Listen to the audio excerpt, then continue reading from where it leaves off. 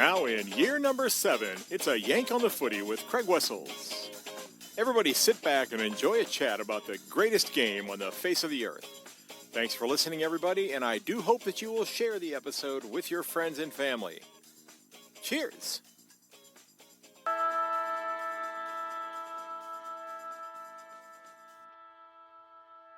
Hello, everyone, and welcome to episode 409 of A Yank on the Footy. I'm Craig Wessels, coming from Sandusky, Ohio, and thanks for checking out the episode.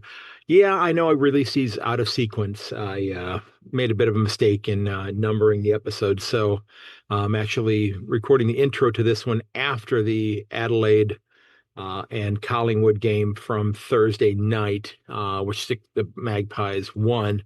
But in this episode, I'm going to be sitting down with somebody who I've been chatting with on social media for several years. And I have to tell you, it has been an absolute blast watching his presence as a content creator just absolutely explode. This gentleman has both a YouTube channel and a very large presence on X. I will link to both of those in the show notes. He is from Perth. He is somebody, like I said, who's grown a tremendous following on social media. He's a huge, huge fan of hard rock, heavy metal music. Horns up. But he's also a passionate Richmond Tigers supporter from out in Perth and has been to more than a few grand finals and lots of Richmond games all over Australia. And if you're a footy fan who also loves music, I think you're really going to enjoy this discussion. We had a lot of laughs. This one was so much fun to sit down and record. So I'm sitting down with Punt Road, and I'll have links to both his YouTube and his X page as well. I strongly encourage you to give him a follow if you are a music fan. But this was a great, great discussion. I do hope you'll head over to my website, ayankonthefooty.com, and get yourself on the mailing list so that when new episodes come out, they'll be in your inbox shortly after they've been released. Also, if you enjoy the podcast, I do hope you'll share it with your friends and family. And if you really want to help the show, of course, that buy me a coffee button or check out my store page, but a review would be a huge help as well. Okay. Gives me some street credibility in Australia for people who have not yet discovered this American that loves your game. So I truly hope you could take a couple of minutes and do that over at my website, ayankonthefooty.com. Give me a follow on my socials as well. They're all linked there. So that'd be a huge help. All right. So let's go ahead and jump into my chat with Punt Road. I think you're going to enjoy it. This was an awful lot of fun. As I said, we talked some great bands, some great music. My tastes in music are all over the map, but I really enjoy this genre of music as well. So enjoy. All right, ladies and gentlemen, my guest for this episode is someone that is at the convergence of two things that are very near and dear to me, both footy and music. He is a mad Richmond Tigers supporter and has worked to energize the hard rock and metal music community on social media. I am thrilled to welcome Andrew, better known on social media as Punt Road, to the podcast. Punt, how are you doing today, sir? I am going very well, and thank you very much for having me on here. What a pleasure.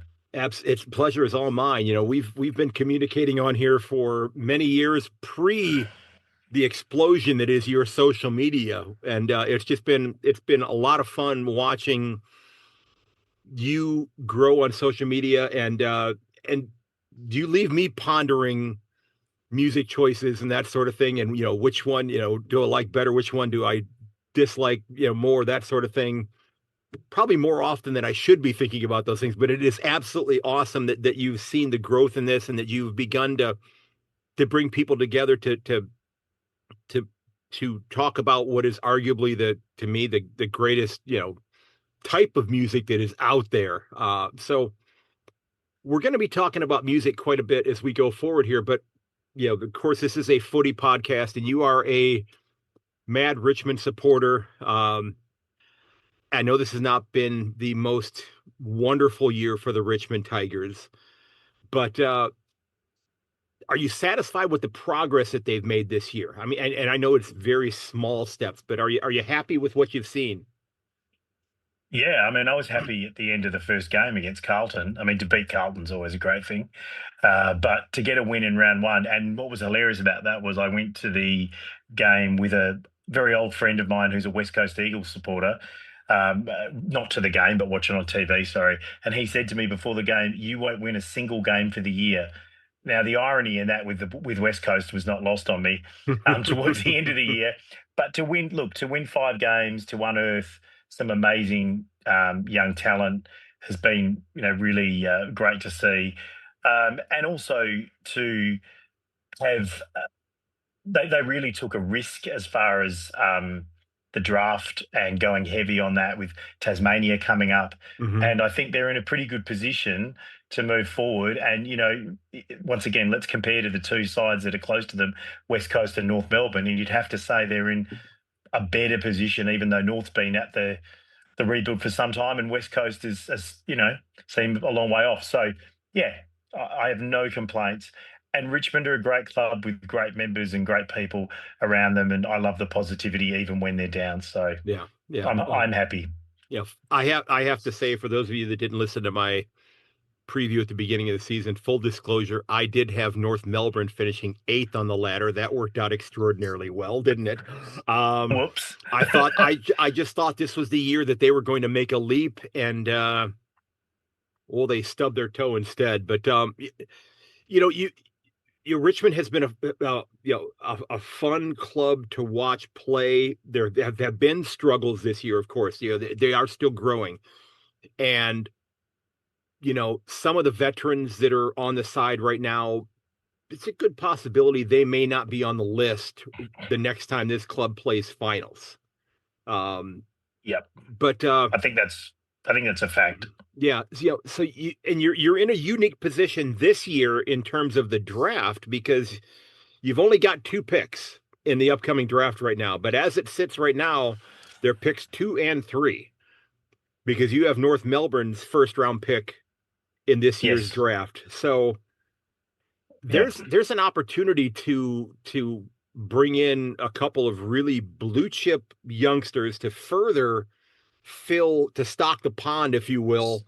Um, but they could also possibly make a big splash in terms of bringing in somebody who's still young, but maybe a ready-made talent. I don't know, maybe somebody who's got the inkling that they do want to return to Victoria. Maybe somebody that has signed an autograph for, a family member at some point in time. Um, Yes. if you're in list management with the Tigers, Mm. what are you doing during the trade period in the draft? What if they put you on the spot and said, "Okay, you're in charge of things now. What are you going to do?"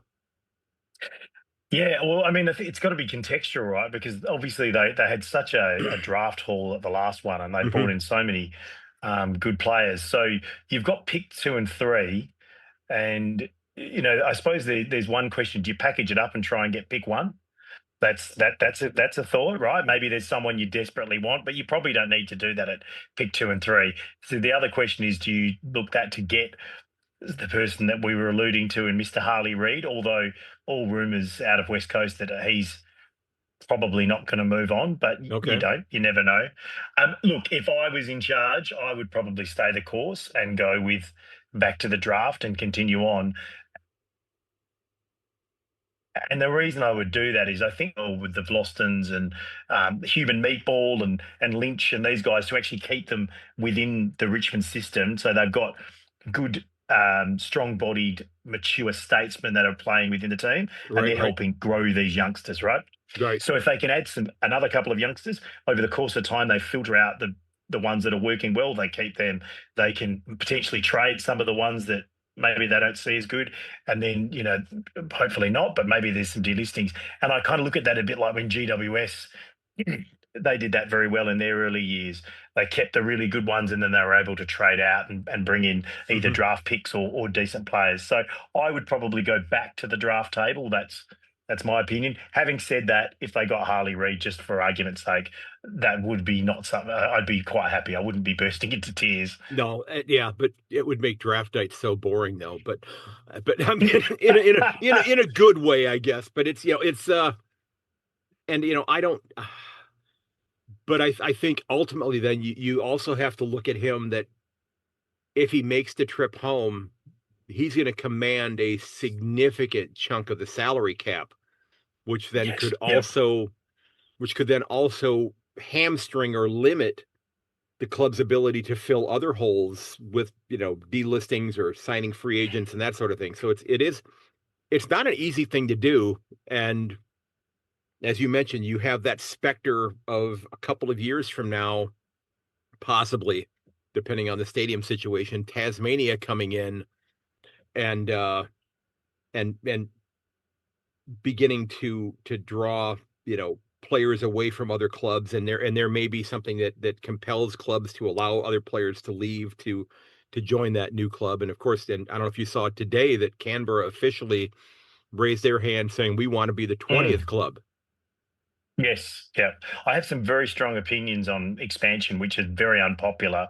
I am not, and people aren't going to like this. I'm not a big fan of the Tasmanian expansion, and I Hmm. think that the way that it's what's happened recently with this the stadium thing has kind of shown that I'm not. It's not that I'm against it, but I would have just loved to have seen a fully galvanised 100% the whole state, because I think it's the footy fans that are missing out. It's the politics that are getting in the way, right? If Canberra are united and they want to go ahead with it, fantastic. Yeah. I'm a bigger picture guy, right? And so I loved when the Swans went up in the early '80s, and I lived in Sydney for some time. I was a Sydney member to support them, Okay. and they had this rusted on fantastic group. I would love to see the AFL going a bit left field. Maybe it's something in New Zealand. Maybe it's another team in New South Wales or in Queensland. Maybe Canberra is the way forward and GWS push fully back into Western Sydney. Hmm. Rugby league is the strongest it's ever been in my lifetime. It's never been stronger. And I really want to see the AFL expand into places that's going to grow the game. I'm not against the heartland at all, but I would love for the heartland to back the mouths and wallets into what they've been actually doing up to this point. So Tasmania, go to your politicians if you love footy and tell them to get on board and get it sorted, Yeah. Yeah. because you'd hate to miss out on that, right? Yep. Well, are you Well, you may have had mixed feelings with him deciding to step down mid-season a few years ago. Are you happy as a footy fan? Are you happy to see what is happening on the Gold Coast with Dimma coaching that team and making them relevant? Because they've been, granted, they're still not financially independent because they're not drawing the crowds that they need to do in order to do that, but they're becoming more relevant, and hopefully they're going to Yes. get people that live on the Gold Coast to sit up more and take notice and realize that this is a damn good footy club. So you sit there and kind of go, okay, he did a great job for us, but he's doing a great job up here as well. When Carmichael Hunt kicked the goal against Richmond up on Hmm. the Gold Coast for Gold Coast, and he was the rugby league player that moved across. I was probably the only Richmond supporter. I mean, I was very upset we lost, but I was Yeah. I was excited about that from an expansion point of view. I was excited when Guy McKenna, obviously being in Western Australia, he was a WA footy legend, was the original coach, and it was unfortunate with some injuries they didn't make the finals in one of his years. But when Dimmer went there, I was like, this is a great thing, right? He's the guy. I mean, let's go back, and one of my best mates is a North Melbourne fan. Is Richard. If you're listening, he let me stay in his house so many times in North Melbourne when I've gone to footy, and we've been to grand finals and stuff together. There was a golden opportunity for North to go up for an incredible amount of money and become Gold Coast and really establish in the same way the Fitzroy and Brisbane connection, Right. and Right. that didn't happen. And I am a person that while I will always have my heart in the Richmond Football Club, it's Aussie rules that is the number one thing for me, because without Aussie rules and without the game, you have nothing. Right. Right. I, Yeah. I will go and support the team I hate if that means that it's better for the game. So even though we lost Dimmer, fantastic that Gold Coast is on the rise. Even though that GWS probably took players that Richmond could have used, or if you're a Carlton supporter, Carlton, whatever, Yeah. it's fantastic for the game, right? So I am an Aussie rules person through and through, first and foremost. And I will always do and promote what is ever best for the game, even if there's some short term pain in it. So, kind of going back to the Tasmania thing, do you think that maybe one of the clubs that are in Melbourne should kind of be encouraged, cajoled, told that you're actually going to be no longer the whatever, the Cleveland Browns of footy in Melbourne, and you're going to go become the Tasmania Devils. Would it be Yeah. better if it was a relocation rather than an entirely new club? Well, what's been really interesting with that situation is Hawthorn sort of had their cake and they ate it, right? So Hmm. they went down there, they played games. They were basically undefeatable down there. Yeah. And they took the premiership points, they took the money, they took the sponsorship, but they never committed to being down there. And they were never going to. North Melbourne's had their foray into it, which I don't think has been as successful, but nonetheless has probably been good for them. Yeah. At some point, it's either you have a brand new team or you're not allowed there. I mean, if I was the AFL, I'd probably be, and I think they've now done that. Now Tasmania's come in, but you'd almost be saying to them, guys, come on, you can't have your cake and eat it. You either commit to it fully Hmm. or you need to make Melbourne work. And if Melbourne's not working for you, that might be sending a message that you need to look at something else or the market is saturated, right? Now, this is not a popular conversation within Victorian AFL circles, and I, go for a Victorian club. But once again, it's what's best for the AFL. It's not that, sorry, rewind, not the AFL, Aussie rules. Right. Right. And I would argue that, now that we've seen the Bulldogs playing games out of Melbourne, North Melbourne's played games in Western Australia. If you're not going to commit to an area, then maybe you need to look at other locations, and maybe some of them are in Victoria, maybe, not sure. But at some point, the AFL needs to make a decision. Are we going fully endorsing a new Tasmanian team? Is someone relocating, or is it just off the cards? Yeah. Yeah. And yeah, I do have my concerns that I've never had in my life before with the rise of rugby league. I still think AFL's far in front. It's the better product and it's the better game. Hmm. But the Vegas game, the state of origin stuff, which we invented and they've taken, is starting to see big inroads. I mean, I was at the state of origin, Queensland, New South Wales, a month and a half ago, and it Hmm. was absolutely packed. I've never that it was one of the biggest crowds they've had at Optus in Perth. So we need to be making some smart decisions, and some of them are going to hurt in the short term for the long term game. And look, if they go to 20 teams and they guarantee Tasmania 19, 20, they need to think very carefully about it.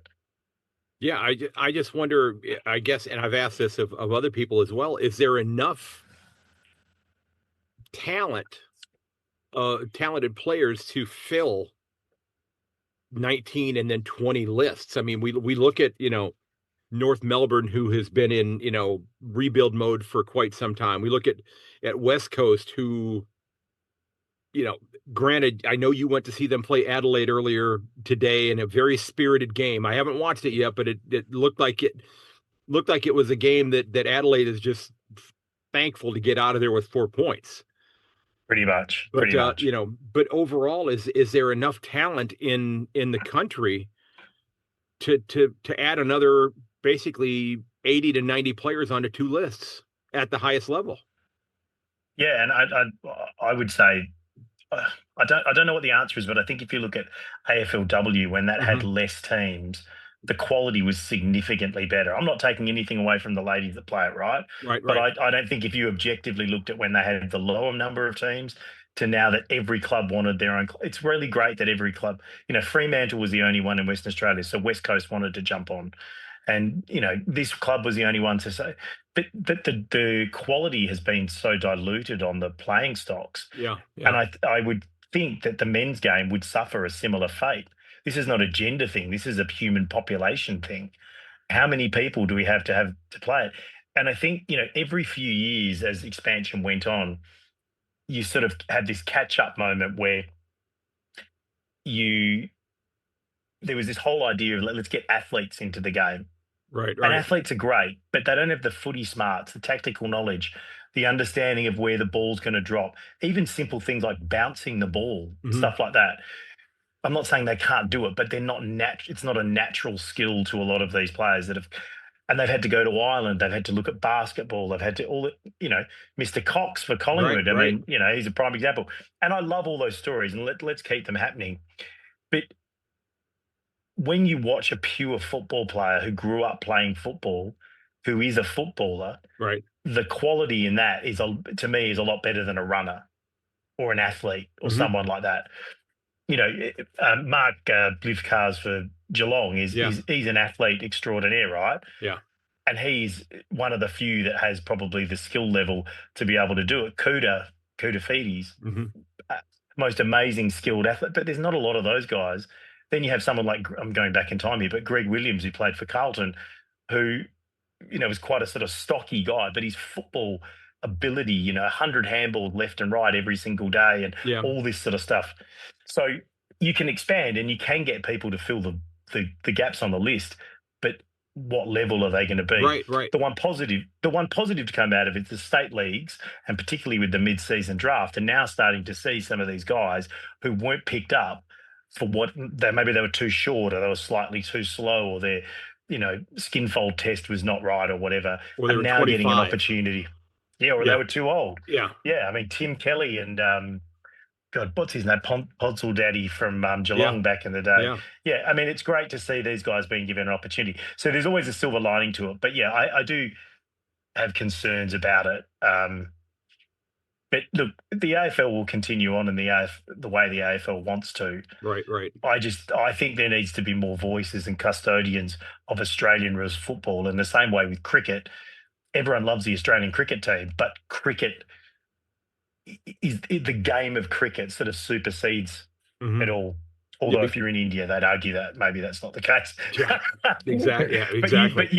but you get the point I'm trying to make, Yeah, right? no, and you mentioned the AFLW. I mean, they when they brought the game back, if I remember correctly, opportunities, for girls to play footy basically had, it at an organized way had kind of ended at like age 12 or something like that, if I'm not mistaken. Yeah.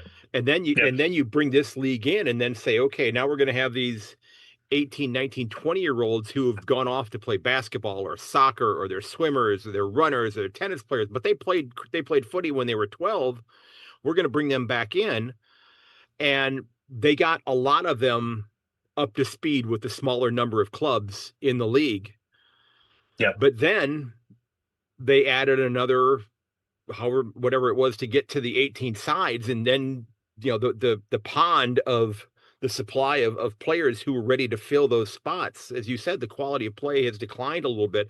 Now I think it's going to catch up because now that the AFLW is there, and you would know this better than I would, of course, but is there more of a push now for young women to continue playing footy after, say, age 12 to 14 to Mm. 16, to that sort of thing, because they see a pipeline to possibly play AFLW.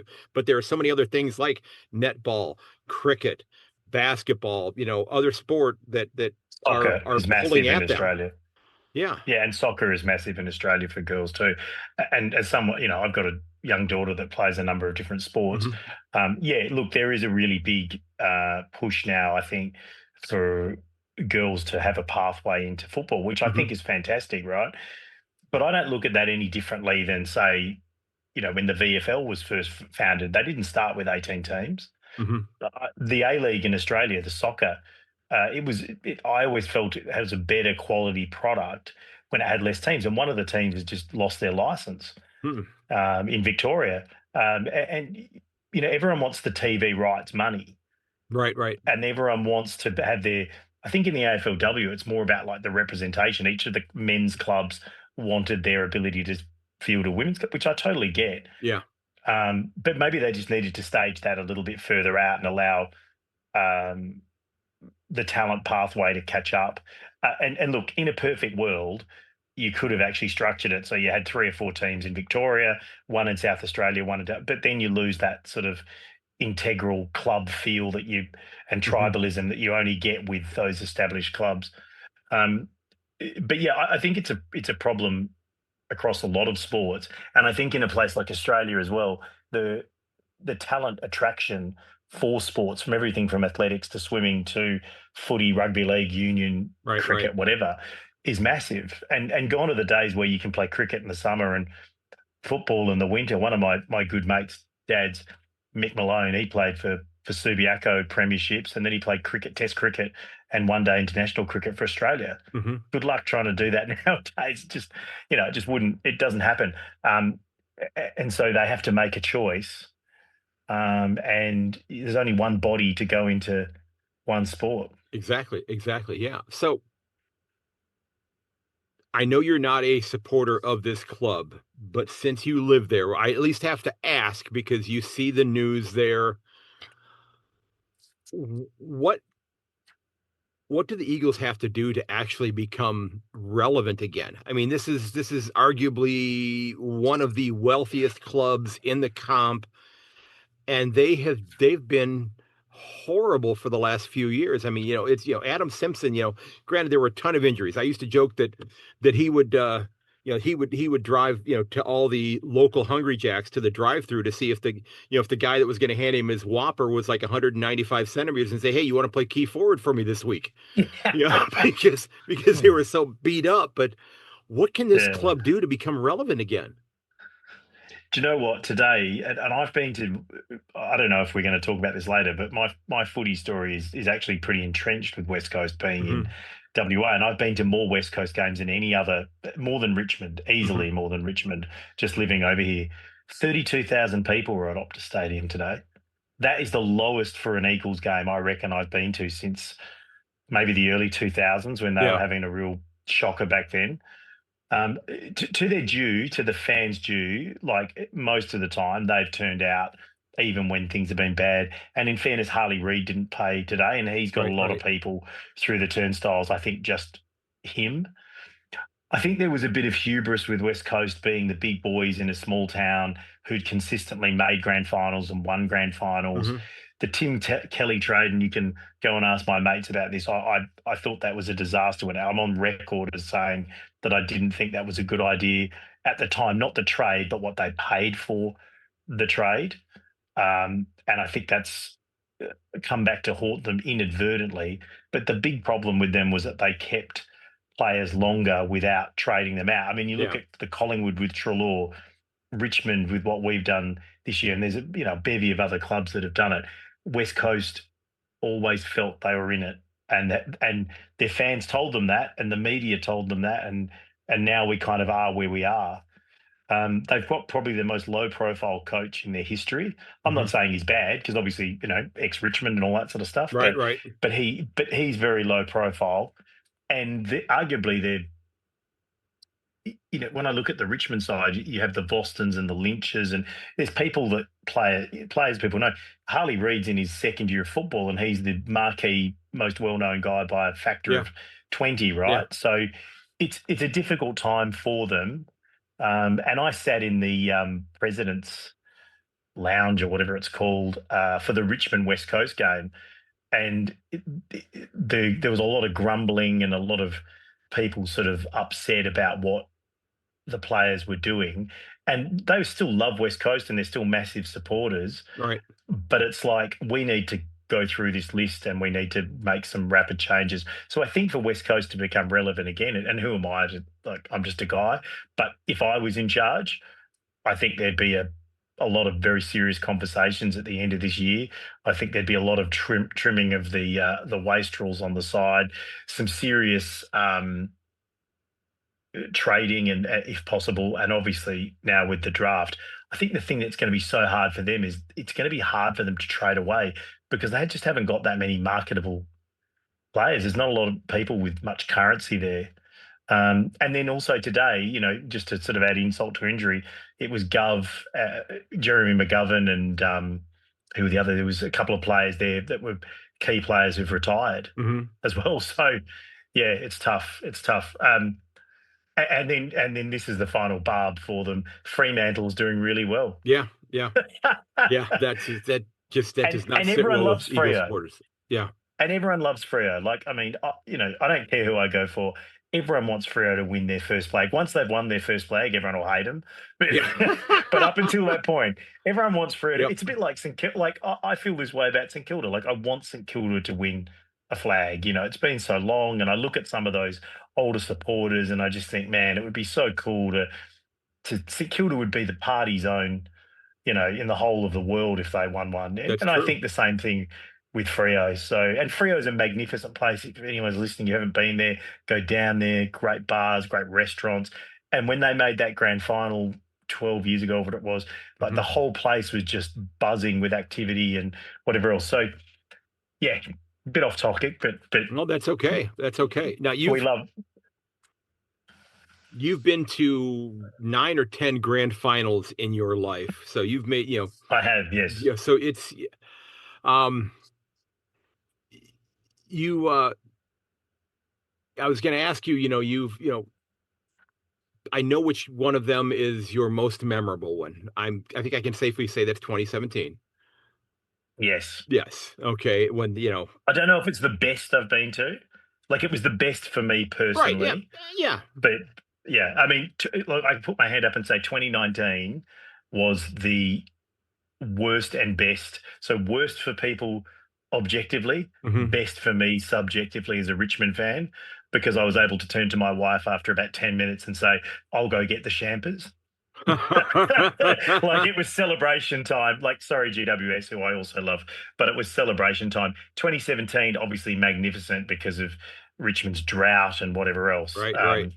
Yeah, so I can't argue with that. But my best, if I'll wait for you to ask the question, but there's a bunch of nominations there, but I've got one, Well, I which will know that surprise you, I think. 1994 was memorable for you because I know your mom was with you at that game and she Yep. was not seemingly all that interested in the game. No, 94 was my first grand final. My dad was a big, who's sadly departed this earth. He was a big West Coast guy. He was originally supported South Melbourne, Hmm. moved to Western Australia with my mum, and decided that he would go for the local team when they came in. Weirdly enough, he bumped into another guy who was a Fitzroy guy who went, I think I'll also support them. So you had two Fitzroy, you had a Fitzroy and a South Melbourne guy going for West Coast. Right. They had four sons, two between them. One went for Richmond, me. One went for Carlton, my brother. One went for Hawthorn, the other guy's son. One went for North Melbourne. So you can imagine when we used to go, we'd all sit the football six in a row, Yeah. and only two of them were going for the Eagles. So we were like the hated row at the Eagles in the early 90s. But we went to 94, and my mum did produce some type of novel and start reading it in the third row on the 50 meter mark, much to my chagrin and my dad's and my brother's and my uncle who goes for Melbourne, who we brought along, so we had a spare ticket. So that was pretty interesting. That was Billy Brownless's famous mark in '94. Yeah. Um, David Hart, who people may know, who was a halfback, back pocket and halfback player, South Fremantle and West Coast, gave me a thumbs up when I was 16. And then I met him actually in the finals in 2004 in Sydney at a bar in the Hmm. hotel I was staying with. And I said, "You won't remember this, but I gave you a thumbs up at that." And he said, "I do remember you. Your mum was reading the book." No, he didn't say that. But he actually said, no, but he goes, "No, I remember that." And anyway, we ended up having this fantastic conversation and night that lasted about 4 or 5 hours. He introduced me to all these people. So 94 was one of those very famous grand final. I look on that fondly, and a lot of great memories, obviously, you of know, my dad as well from that game. looking back at that 94 game, I mean, did anybody after the fact, because I'm sure it was a sellout, did anybody think to themselves, Mom, we could have sold your ticket at the gate, Yeah, at, yeah, a, at yeah. an elevated price. You could have sat outside the stadium, read the book, and we could have paid for the whole trip selling your ticket. Yeah. Weird. Yeah, exactly, exactly. Do you know what was so weird back then though? Because it was an interstate team. Yeah. I don't think it was fully sold out. Okay. Yeah. And That, the that's. tickets weren't and the tickets weren't that expensive. Mhm. Like it was sort of towards the late 90s, and particularly when it was two. So we went again in 99. And my dad turned to me and my brother, and he just said, probably about August, Mhm. the Eagles had, once again, it's like he's a big Eagles guy. They had their final run. It was their last year under Malthouse. Mhm. And he goes, mate, they're going to do it. I've just got this. So we went out and bought 3 tickets to the grand final, and we went. They didn't do it, and we ended up seeing Carlton and North Melbourne, and North Yeah. Melbourne won. That was packed. Yeah. That I that bet. yeah, that was I packed. bet it was. Mm, So which one, you mentioned that, and I don't know if we covered it between 2017 and 1994, but which is the game which is the grand final that you look back at and go, okay, this is the one I'm going to remember, besides Richmond winning the first one yeah. but which is that other one that's going to, just stand out to you? So if I remove obviously the Richmond ones, which is very tough to do, Yeah. and that 17 one was our whole family there, Hmm. and great memory. And this is not the one, but probably in second place was 18, just because of, I mean, what a Dom Shee kicks the goal with a few minutes to go. Collingwood hearts are broken. I wasn't really going for either side. I just wanted to see a good game of Hmm. football. And you And that did. was amazing. Yeah, and I did. And my father had passed away a few years earlier, so I sort of raised the finger up to the sky for him to say, that was good. Um, so there was some good memories there, and I was there with half and half Collingwood West Coast people, including my mate who took a photo of my Collingwood supporting friend and then sent that to his work, who they had that blown up in their office and then put strategically around. He's a lawyer in Perth. So Yeah. he rocked up, and the photo is sort of him with his head in his hand. So they were nice people. So that was Oh that was five, a Coldplay concert before a Coldplay concert in a way. yes.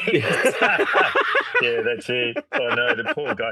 I mean, the only thing was that cheated on him that day was Collingwood. There you go. He Yeah. was broken hearted.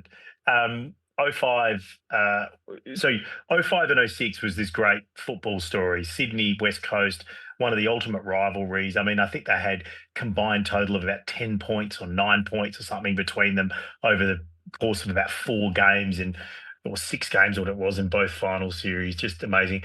We went to oh 05. My dad had a congenital kidney disorder which he'd inherited, and he was very, very sick, and we didn't know what that meant for him going Hmm. forward. And they lost, and he was just very, very upset, and it was just really kind of a tough day. And I tried to console him with a Richmond membership. No, I didn't, but I did try. And I put my arm around him, and we went off, and we had a bit. Anyway, the next year, my dad had a kidney transplant, Hmm. and he came back to life, and it gave him an extra nearly 10 years of life, which Outstanding. was amazing.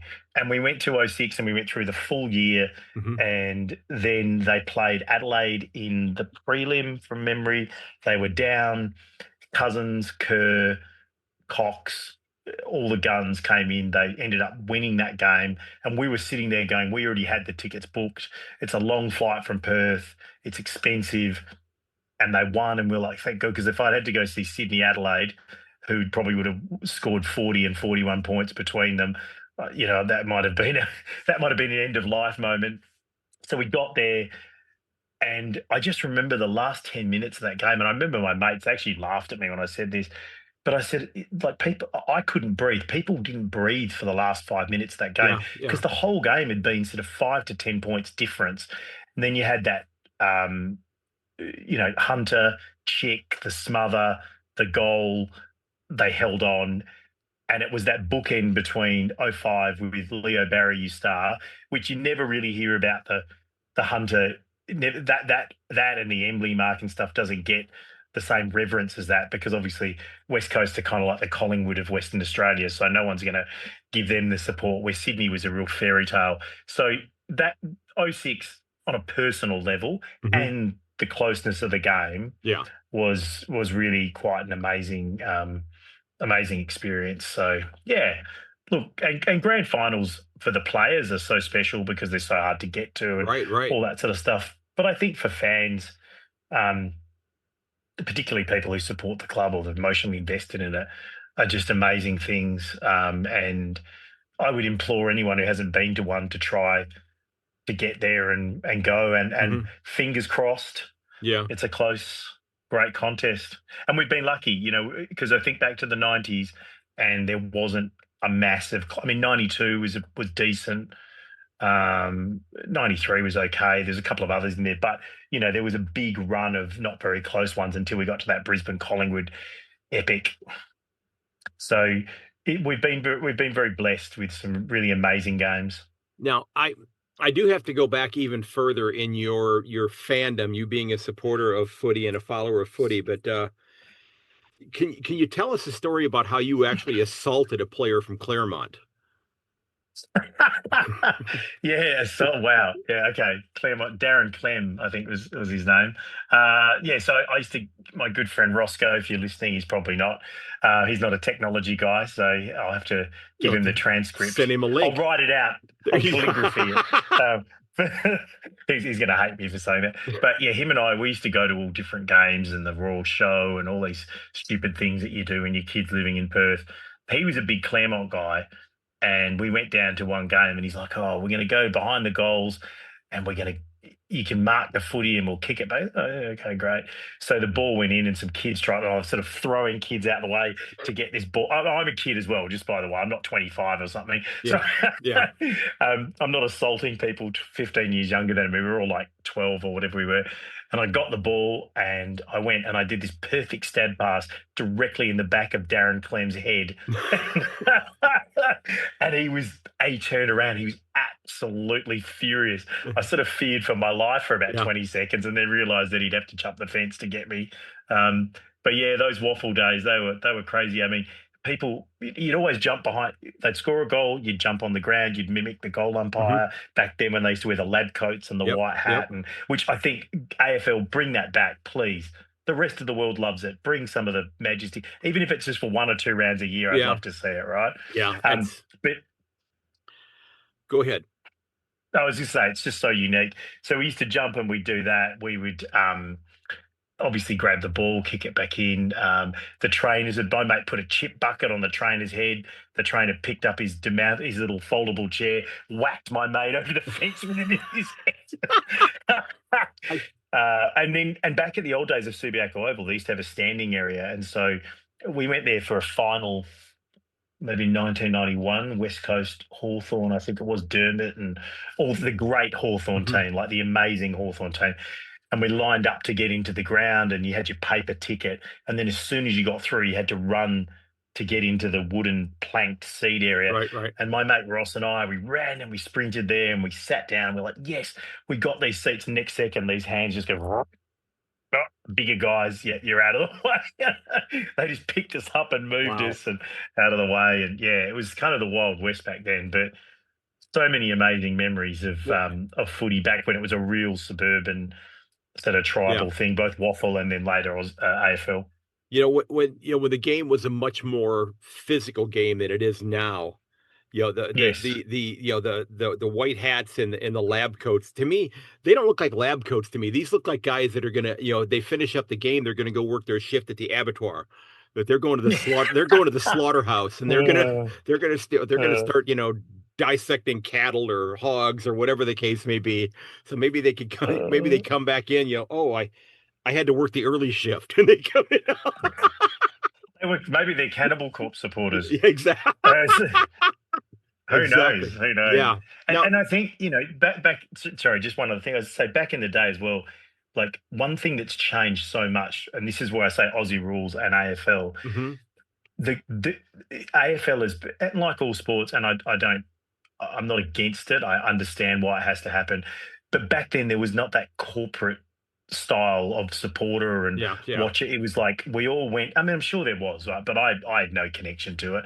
We all went there because we loved the game and we Mhm. wanted to watch the superstars, and we just really, really enjoyed it. There was no about like let's go.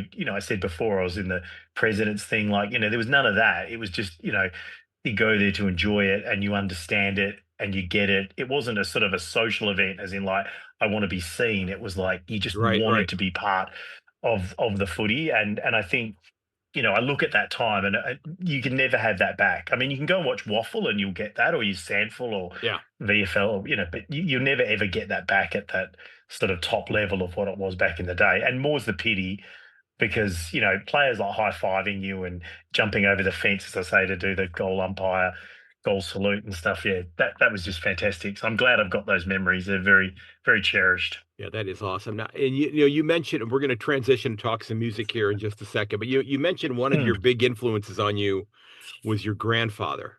And I Yes. wanted to make sure that we touched on that before we make the transition here. And how was he such a big influence on you? Yeah, my grandfather was a bit of a legend. I mean, when my parents would work, my grandparents would look after me. And look, let me throw my grandmother in there as well, who was the most amazing, loving grandmother who would give me lemonade at 9 in the morning if I wanted it, or pancakes at night if I wanted it. Hmm. You know, she's like the sort of archetypal grandmother. My grandfather was a super smart guy. He was also a huge Claremont supporter, massive Claremont guy. Um, he was sort of one of those last generations of when you'd say to him, "Did you watch the football today?" He'd say, "Yeah, Claremont won 101 to 80." It's like, "No, I'm Hmm. just talking about the AFL." He's like, "Oh, no, I'm not interested in that." But Yeah. Yeah. it wasn't that he wasn't interested, but it was more he took a passing interest in it. Right. He Right. was a Claremont guy through and through. Um, and look, he was a teacher and an educator, and he had a lasting effect on me about having an inquisitive mind Hmm. and being open to new ideas. He was very much of that generation of people that were more scientific than they were religious, if I can put it politely. Yeah. And he put me onto some amazing books. And I am, unlike a lot of people say on Twitter and social media, I've actually read George Orwell's 1984 in part because of him, as opposed to just saying I've read it. So Right. Right. he had an amazing library. And I have, obviously, you have your connection and profession with teaching. And I'm not saying this to suck up to you. I'm saying it because I genuinely believe it. Teachers are incredibly important. My grandfather was a teacher, and I saw that the way you can mold kids' minds, not just in educating them on facts and figures, but giving them a passion to want to Yeah. go out and discover Yeah. it themselves. And I see it with my own children now. So yeah, he had a lasting impact on me. On top of that, he was just a nice guy. Hmm. I mean, that's one of the So things that I tell specifically my government classes, my political classes, if you will, is yeah, I tell them one of my goals, really my main goal, is that by the end of the school year that they find something that they give a damn about. I don't care what yes, it is. I don't care what their views are. I just want them to know why that issue is important to them. Not because, oh, that yes, that cute girl believes in that or that cute boy believes in that, so I'm going to believe in it too, but why intrinsically, why is that issue important to you? And I don't care what your view is on it. I just want you to know why you believe that. And I feel like I've accomplished something. If I've sparked that interest and gotten you to care about something, that's hopefully going to help impact you going forward to be a participant in our political system. And I hope it's the same, everywhere, because if you don't, kids are, people can be easily manipulated by political figures, by news media, that sort of thing. And you've got to be willing to do the legwork to check people's facts and people's yeah. thoughts to make sure that's actually valid. Yeah. Yeah. Yeah, I totally agree. And I think one of the things that he imparted upon me, and I was just talking to someone about this earlier this week, is you can't take everything that someone says whole as bolus as the truth, or you can't. Um, I like this particular person who says this pundit. You don't take everything they say 100% and make your life about that person. Hmm. You have to you have to filter it through a lens. You have to Yeah. say these three things are great, these six things are, yeah, I don't know, these other three things are lunacy, right? Yeah. And I think that's it. It's about having an open mind. And in that household that I grew up in, my father was definitely more on the conservative side in his political leanings. And I don't mean that in a probably in more of an Australian liberal conservative Right. side, as Right. in large L liberal for the American listeners, which is a political party, where my grandfather was very much a staunch Labor, which a lot of Hmm. teacher and public servants were. But what that taught me was not to sit there and argue and try and browbeat people, was actually listen to people. And if you don't agree with people, you should still even listen to them. And even some of the people who've got wild ideas, and this is one thing I do try and do on social media, is actually try and bring people in. Like, I think if you just exclude people and you just say, well, I don't like your views, I'm never talking to you, block, Yeah. how are they ever going to change? All they do is just go back and hang out with the people that agree with them and they're potentially unusual, whatever you It, want to call it, ideas. I think we it's should an be talking to people more it's an echo and having chamber. more communication. Yeah, Yep. more communication and more connection can only lead to people hopefully agreeing on more things. Okay. So Thank. we are making the transition right now. We're moving from footy. We're gonna move into music right now. So gotta throw them up here real quick to get started. So we're there we go. Um, Horns up for exactly. Dio. So you over the last few years have really transformed your presence on social media. And I'm trying to be as complimentary as I can here because you were somebody I reached out to many years ago because you were a footy fan. We engaged about footy, Hmm. a little bit about music, and then you just kind of exploded on social media in terms of just getting people talking about music. You're close to 40,000 followers on X right now. Um, you know, and you talk mainly about hard rock, metal music, that sort of thing. What gave you the spark to want to do this, and what's been the best part about this journey so far? The spark is definitely the love of music. It's so, family's so key. I grew up my father loved music. He had Hmm. reel to reels, which I have in my house, which he played constantly, pipe throughout our house, of everything Hmm. from 50 stuff to some of our stuff, which he'd play at, some of our thrash metal, which he'd play at dinner parties, much. So that, yeah, there'd be a few upset people at the dinner parties. So we were always a big music family. Obviously played guitar, and just loved the sort of aesthetic and the feel of particularly heavy metal and thrash metal. And Yeah. I like that sort of in your face, where the go against the grain until your end, which is a Metallica line. I love that. I just think it's like, I am who I am, and if you don't like it, I don't really care. And that Yeah. that sort of really came out. But I think, when I got onto X, Twitter as it was back in the day originally, was actually to do sports stuff. Hmm. Um, and it was, but I found it a very difficult area to work in. And as you may have discovered, I found it a very difficult area to work in, but not so much difficult as in like, I didn't care who followed me. It was more just having a genuine, normal conversation with Right, someone. right. Where when I got into the music stuff, I would say, "Oh, have you heard this new album? Or what do you think about this? Or I think this album's better than that album." And you'd have people come back, and 9 times out of 10, in fairness to the heavy metal community, it was a very honest and respectful Hmm. conversation. Other areas of society, I can't say the same thing for. No, So that's true.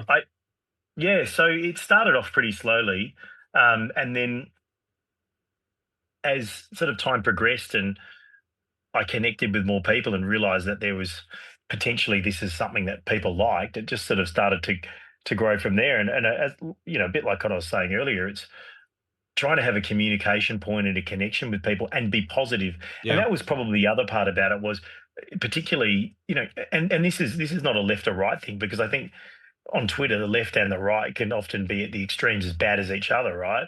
It's about being positive. Let's actually just talk about something positively. Let's make a little space where people can actually have a bit of enjoyment in their Yeah. life, irrespective of what they believe or don't believe. And I think music really gives that to people. So um, it's to look. I'm so grateful for everyone that takes their time out to talk and listen and respond back to me. It's kind of shocking and amazing. And that's not one of those faux humble brags. That's like genuinely true. I had a guy at the local pub come up to the other day and he said, "Oh, excuse me, are you Punt Road?" And I was like, "Yeah." I absolutely, and I was there with my mate and he just laughed in my face. Yeah, yeah. And I said, "Oh, you must really," he goes, "I know you from socials." I said, "Oh, you must be really into heavy metal." He goes, "No, I hate it. I just like the videos."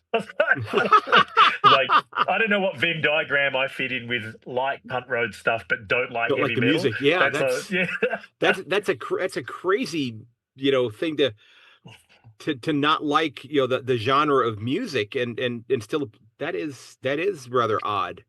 I found that incredibly odd, because I Yeah. reckon there'd be about one video a month that he could appreciate. But anyway, but the point of it is though that it's been really humbling and amazing to see that people are interested in engaging and what I'm going to say.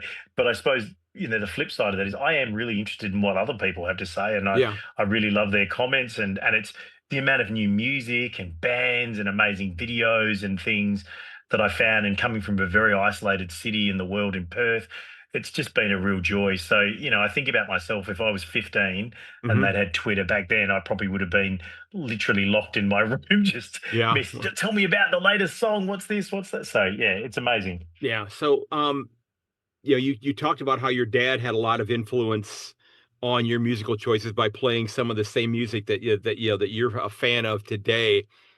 Did your I guess first of all, is your wife a fan of the genre? I know your son is because you mentioned off air that that he said, Dad, you know what we haven't listened to in a while was such and such. Mm. But do you look back at that as because my kids do not share my taste in music at all.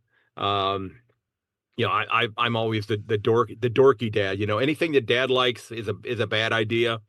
I think I would have made a great um archetype for a dad on an animated TV sitcom because I'm the one that they kind of get they kind of poke fun at and laugh at. Oh, that's a dumb idea from dad. Why does he like Australian football? Why does he like that kind of music? Yeah. Why does he putter around in the garden so much?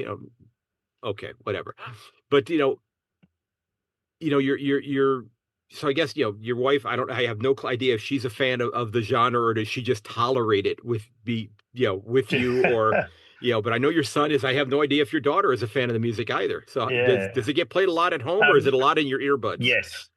No, no, it's so I walk around the house with my Yeah. phone on loudspeaker playing stuff, and Hmm. I've done that as soon as I was able to do that on a phone. Hmm. Prior to that, I'd have my music up so loud, my mum would be screaming downstairs, "Turn it off!" Yeah.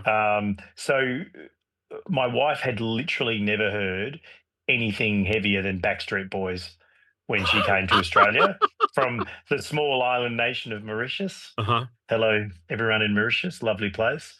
Um, she'd never heard of anything like that. I took her to ACDC in late 2000s. Yeah. She'd literally never heard one ACDC song, like not one. And she Wow. came out of that and said, "That's the best concert I've ever been to." Wow. Well, I And mean, you can have it. You can. I'll bring her in, and she'll tell you that herself. That's not a made-up story.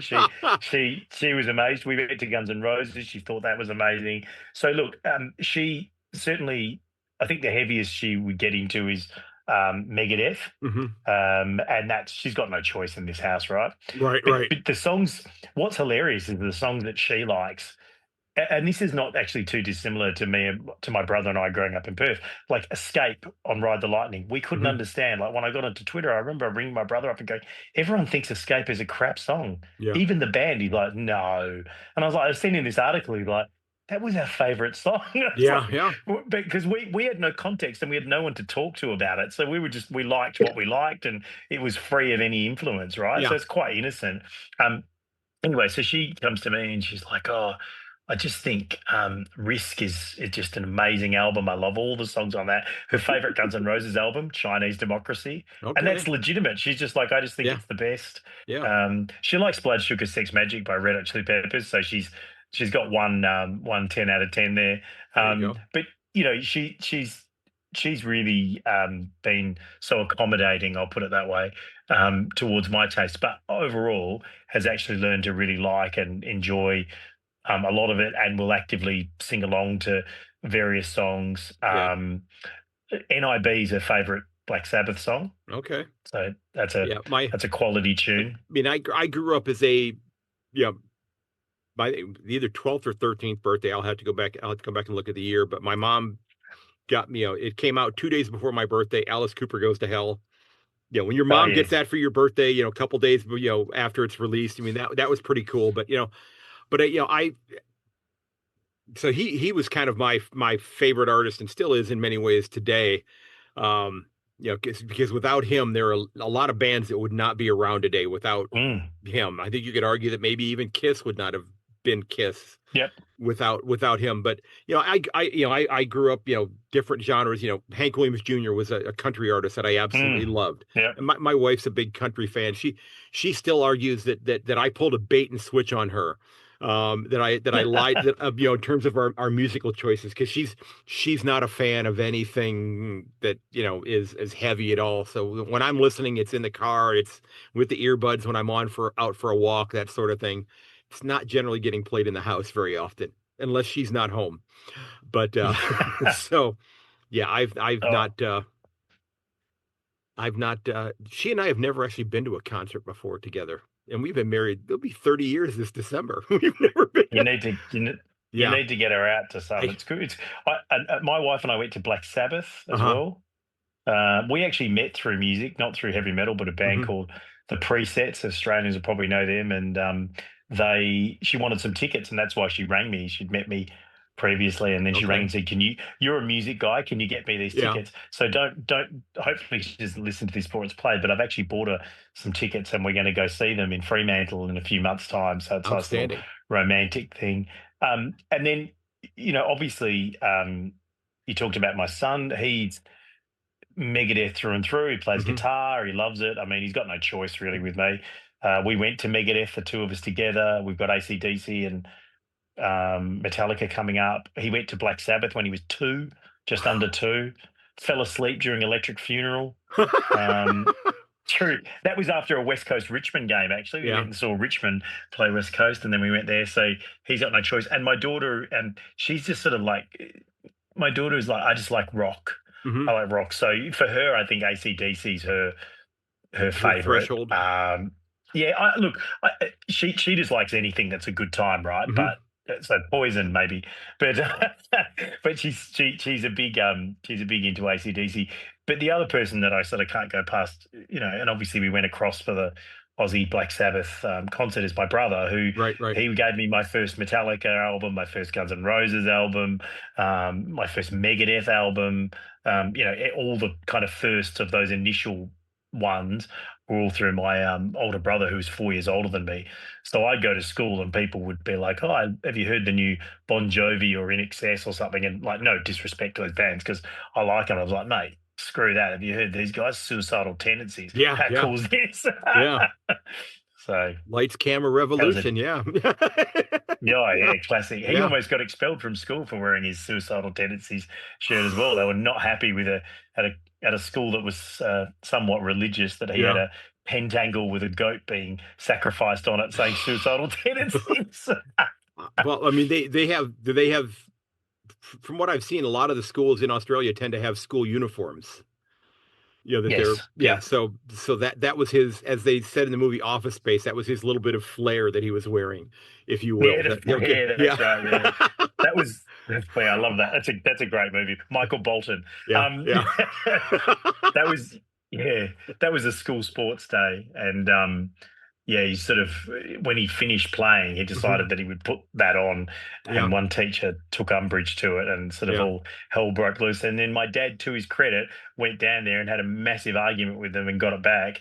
And Yeah. then years later, when I had my Metallica guitar book, so obviously I was playing guitar and I had all the tablature in there, and Mhm. they said, "Okay, guys, this is a free period. You can do whatever you want as long as it's studying." So I sat there just reading the tablature in the class, and the teacher Right. came over and goes, "What's this?" And there's James Hetfield on the front and Kirk Hammett or whatever it was, and they took it off me. And my dad I went home and said they've taken his book, and he's like, "Stuff that." Drove down there and said, "Right, give it back," of which they did cave in. So that was good. Outstanding. Good on your Yeah. dad. So, you mentioned, the trip that you took recently to the UK. When the Mm. when the Back to the Beginning concert was announced, how how quickly did you make the decision, I absolutely have to be there?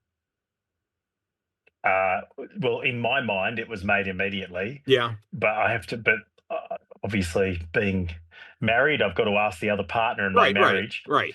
So I reached out to her. I rang her and she didn't answer her phone, which is not uncommon with the type of work that she does. So I texted her, and I said, "Oh, this is blah, blah, blah," and she just wrote back, "You have to go." That was Good it. for her. That's And I awesome. was like, "Mate, that's the best wife you could ever ask for." That's awesome. Um, so then I contacted my brother and said, "Right, I reckon I can get two tickets." I'm pretty sure at that stage the limit was two tickets, which it Mhm. was. So I rang him and said, "Right, we need to go to this," and he was like, "Yep, 100%. I'll just move heaven and earth." And yeah, then it was the anxiety fueled time about getting tickets. Oof, 18,124 when I logged on. I was in the line. Yeah. I didn't think we were going to get them, but we did. So yeah, it was an immediate. Yeah, to answer your question, an immediate reaction to want Yeah. to go, and once ticked off, it was on for young and old. So, when you figured out that you got the 2 tickets, did you get a side eye from Axel when he just kind of looked at you and said, Yeah, "You're taking your brother? Come on, Dad." I know. I know. I know. I felt a little bit bad. He actually said to me, he goes, "Oh," he didn't say, "Can you take me?" He said, "Ozzy Osbourne, we're going to go see Ozzy Osbourne." I was like, "Well, one of us is." I didn't say that, but no, and I just look. It was. And he said, "Yeah, he is I my would have favorite loved to uncle." have. Yes, he he is his favourite uncle too. I would have loved to have taken Yeah. him and my daughter and my wife and everyone. I mean, what was fortunate though was the Metallica tickets. We picked them up already. So I said to him, "Look, mate, I'm sorry, but this is not going to be suitable. But we Mhm. have got Metallica," and he was good with it. And look, Axel has a fantastic attitude. He's a great kid, and he didn't take he wasn't upset by it. But you know, in a perfect world, I would have loved to have him there, and Yeah, so would yeah, have he yeah. loved to have been there. So it'd be interesting to see how his little sister goes through Suicidal's Evanescence and Metallica one after the other. So it's going to be a full day in standing for Wow. her. Yeah. That'd be an awesome show there. Yeah, it's so you know, was the show and I watched snippets here and there of it. Was it everything you had hoped it was going to be?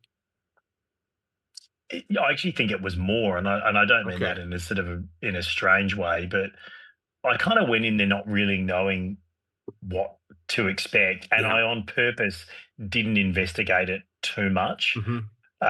You know, you've got that setlist.com or whatever it is, and you go, "I'm going to see Judas Priest," or whatever. So you look it up and you can tell all the songs they're going to sing. I sort of try to avoid that as much as possible where I can, because I like to be surprised. Yeah. It wasn't too hard with this one because it was such on the fly. No one knew really what was going on. And, you know, Soundgarden was going to play and then they didn't play. Motley Crue were rumored and Motley Crue, you know, so you didn't really know the lineup until the very end. Um, it was definitely more than I expected because Aussie, even Metallica were Metallica, they were amazing. Hmm. Guns N' Roses were amazing. Tool were absolutely phenomenal. My brother's not a Tool fan. I think he walked away a Tool fan. Yeah. And there was a whole I could list all the bands. They were all great. Steven Tyler, to see him play for the first time in 18, 24 months, whatever it is, Yeah. amazing. Nuno Betancourt, who's always been one of my favourite guitarists since I was a kid, absolutely the mortar that held the whole show for the supergroups together. He's obviously a massive Randy and Rhodes and Ozzy Osbourne fan. But when Ozzy came out and he started singing and there was tears in his eyes and Mama, I'm coming home, Hmm. like how could anything top that? How Yeah. could you Yeah. know? Not even what I thought would be like was anything like what it actually was. Yeah. And then when Tony Geezer and Bill, even with his shirt off, came out came out and started playing, I mean, it was just something else. So, and you know, to share that with my brother and obviously the 2 weeks of the trip leading up to it and all the other people we'd caught up with, it really was fantastic. So, and then who would have, you know, 2 weeks later, it becomes even more epic Yeah. With his with the passing. Yeah. unfortunate demise of Mr. Ozzy Osbourne. May Hmm. God rest his soul. Yeah. And I rumor was that Iggy Pop was going to make an appearance, but there's a very minor UK law that does not allow two topless octogenarians on stage at the same time. Uh, Thank God. Yeah, I thought Tony Iommi's comment to Bill Ward before the concert was just epic when he just turned to him and he said, "Mate, do not take your shirt off. You'll look like Gollum." So I thought that was very good. Yeah, that was Sorry, do you? precious. Yes, that Yeah. was. Do you? Okay, so we left off with Bill Ward being told that he looks a little bit like Gollum, which is an absolutely precious thing. But you know, you've gone into these different avenues of music here. I wanted to ask you, when you go out for your walks and you ask like your question of the day, do you take the same Mm. route every day, or do you walking through different areas of town, or is that It really depends. I mean, time is kind of well, precious. That's a word that's come up earlier. And so it can sometimes it's literally done out in the front of my house. yeah, Sometimes it's yeah. done mostly in the same suburb because I go Hmm. for a walk and then I'll just do that. Other times it can just be in random places of wherever I get the opportunity to do it. Um, but it's I tell you what, I try to record those things as quickly as I can. Yeah. Background noise, cars, magpies, galahs, kookaburras, Yeah. but mainly the cars really love to go past it, particularly diesel vehicles. They love to block your sound. But yeah, I think it's a good thing. Look, if nothing else, I hope everyone else enjoys them. But if nothing else, it's good for me. It motivates me for the start of the day. I get up and record them every morning. Yeah. So So how do you go about deciding which albums are going to be your listen in or in the bin? How do you have a list of those that you've created, or do you just kind of spin a wheel and pick up a random? How do you decide which ones you're going to put out there for people to discuss? often I just pull them from within the caverns of my brain and I Uh-huh. try and think of what. Look, I try to think of songs that divide people, right? That some so Limp Bizkit is a great band for one of those things because you're going to have some people, 10% that are going to be hardcore followers and 90% that are going to be like, this is trash, right? Yeah, yeah. And then you have other ones that, uh, let's say, I haven't done this, but let's say something like Enter Sandman, Hmm. that's going to be one that a lot of people are going to say that is one of the best Metallica songs of all time, and a whole bunch of other people would say I never want to hear that song again because I've heard it 48 billion times. Yeah, So yeah. that's in the bin, not because of a lack of quality, but just of being overplayed. Sweet Child of Mine's probably a similar one like that. So I don't have no, I definitely do not have lists. I'm not an Excel spreadsheet guy. It Okay. just comes into my brain because I listen to so much music, and Yeah. so often it'll just be I just heard that song earlier today. And one person said to me, "There's no way that those posts you put up that are like the last album you listened to, you've listened to them." And I'm like, "Yeah, I have, Yeah. definitely." And so So you I'm listening to it. so you are actually, in a way, then you're unique to a lot of people, because and I do listen to entire albums on occasion, but I mean, I'll be honest, I have created several, playlists, on Spotify for different moods and that sort of thing, that I'll find myself quite often not going through an entire album, front to back, but Yeah, occasionally I'll do that. If I just have, an urge with a certain group and that sort of thing. So, do you remember the first band or the first concert that you ever went to? the first proper one. I mean, I Yeah. went to rubbish ones, whatever. The first, sorry, before I answer that, my brother's first concert was as a baby at a shopping Hmm. centre in Melbourne, ACDC, 1974. Wow. In a basket. My parents went down there to go shopping. They Hmm. parked the car. They heard some outrageous noise. They went in, and there's ACDC playing at Eastland Shopping Centre, I think it Yeah. was in Melbourne. Yeah. So there you go. So his first is better. He's better than mine in that regard. My first is still pretty good. Paul McCartney. Okay. That's not Yeah, bad. That's not bad that's at very all. good. Yeah. It's So actually wonderful. So, yeah, very good. And it was a great concert too. who have you not seen live yet, and you hope that they're coming to Perth sometime soon?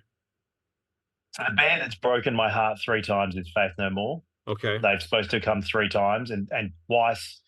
One time I didn't have tickets, but would have got them. They never went on sale. The other two Mhm. times I had tickets Yeah. and they didn't turn up. So they're Yeah. the band.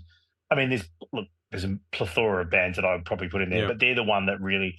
I love Faith No More. I love the eclectic style of different songs on every album, and I wish Mike. I know that times are tough. If you Yeah. could just do it for Punt Road, Yeah. Yeah. Exactly. I'd, Yes. I'll fly to you. Yeah. I'll fly to you. How's that? My biggest regret was that I had tickets. This was back in 1982, so a few Yep. a few years ago.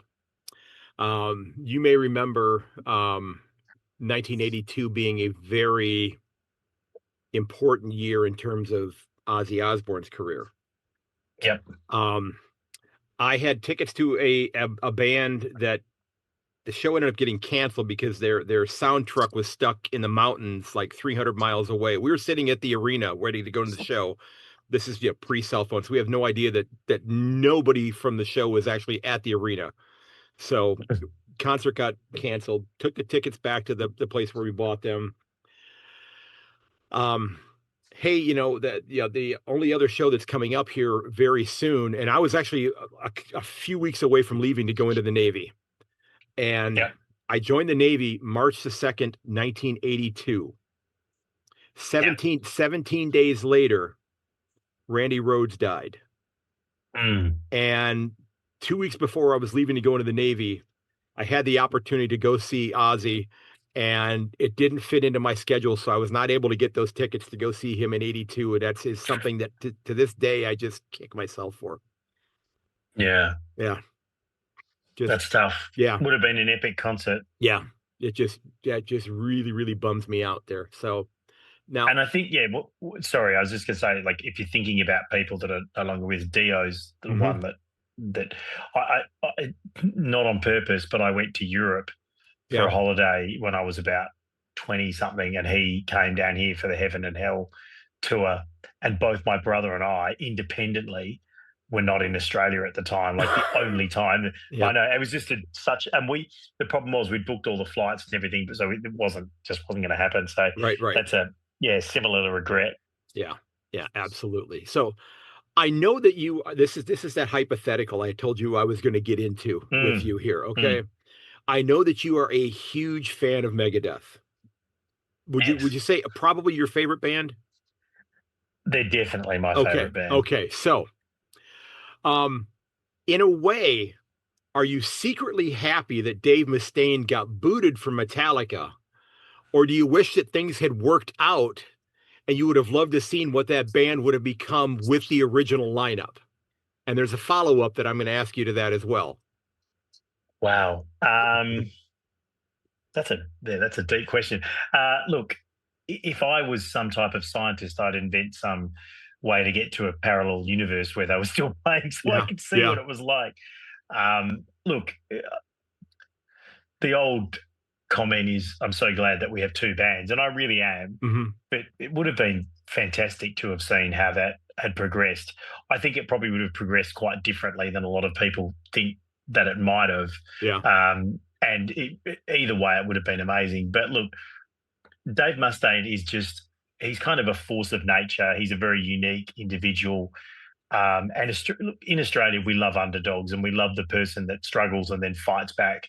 And that was what always attracted me to Dave, was that it, there was that element, plus also the sort of thumbing your nose to the world that was heavy metal. Right. And Right. as Metallica became a bit more of the establishment after the Black album, it was kind of nice to have this guy that was in the same genre of music, but still doing his own thing. Hmm. So, and look, I love both bands, and I love Dave Mustaine, but I love Lars, I love James, Yeah. they're all great, they're all fantastic musicians. I would love to see that universe where Cliff Burton. I posted it just the other day, where Cliff Burton was still alive, Hmm. Dave Mustaine was in the band, James and Lars are there, and the music they could have produced. Who wouldn't want to see it, right? Yeah. It'd be amazing. And if I'm Um, not mistaken, Kirk Hammett would have stayed in Exodus, if I'm not mistaken. he would have stayed exit. Creeping Death may not have Yeah. ended up being what it was, Yeah. with the famous riff that was Kirk's. Yep. Trapped Under Ice probably doesn't come through there. So yeah, it's amazing. But then if we'd done that, and I could just, from one off the top of my head, Hangar 18 with the intro to that. Hmm. Obviously, that's the Call of Cthulhu, same chord progression. That probably doesn't come about. And there's a whole bunch of other stuff. So I don't know if I can give up Rust in Peace and Yeah. Yeah. So other ones. the follow Tough up is question. the You're follow a up. bad man. That's a Uh, tough question. the follow up though is if Megadeth never came into existence. So Hmm, that parallel universe exists. Okay.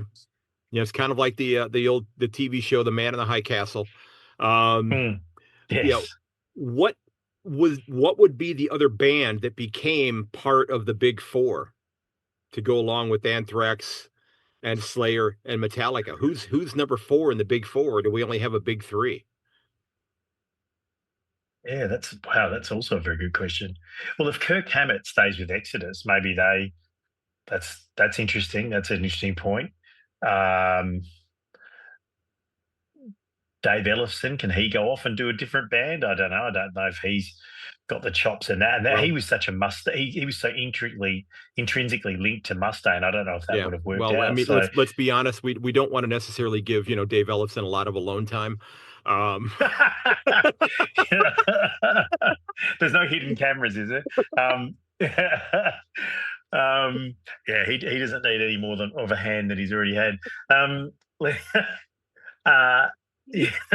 for those of you that don't follow the genre of music, you're going to want to Google that, but don't Yeah. click on the images button. Okay, just trust me Yeah. on that one. Oh god. Yeah, slapping the bass. Um, uh, look, I'm going to go with Exodus, but look, there could have been countless other bands, and the Big Four thing. It's a weird thing, right? Mhm. Like, I think Slayer definitely deserved their place in the Yeah, Big Four because they're kind of different than the other yeah, three. yeah, Metallica is the original and the biggest, so they're obviously in there. yeah. Megadeth is sort of the technically, the technical band and the sort Mhm. of, Rust in Peace. So they get their spot. Anthrax, who I love, and I'm not denigrating, but they're kind of the fun guys, right? Yeah, yeah. And it's like, but they still deserve their spot in there. But you kind of look at it and you sort of say, like, it's a bit like when you look at genuses and species and stuff like that within biology. It's like Mhm. some of them seem legit, and others you're just like, well, is this a bit of guesswork? Are we doing this for us? Because is it really connected for them? I'm Right, not right. sure. So, and those ones that are on the outliers, like the Testaments and the Exodus, they probably like, what about us? Yeah, exactly, I mean, exactly. Judas Priest always said about Black Sabbath, like if we'd only been born a few years earlier, not that it affected their career long term, but Mhm. if they had started a bit earlier, it might have been, slightly a different story. So I kind of look at those other thrash bands and think about that as well. Yeah, I mean, they certainly could have had a spot there as well. Yeah, that's true. Um, so I told you we're going to do a little bit of blind ranking here. Okay, so the first one is going to be, and we're doing six of them for 6 points for footy. Okay, we're doing six bands here. I'm not going to give you a top 10 list or anything like that. We're only doing six. Okay, but I'm going to give you six bands, and you're going to have to blind rank them. Okay, so Okay. the first one on the list, Iron Maiden. And this is, sorry, so this is 6-1. Yeah. Yes, I'm just so, one being the best, six being the one that you prefer the least. you're going to love this. 6. Ooh, wow. Wow. Okay. Slayer.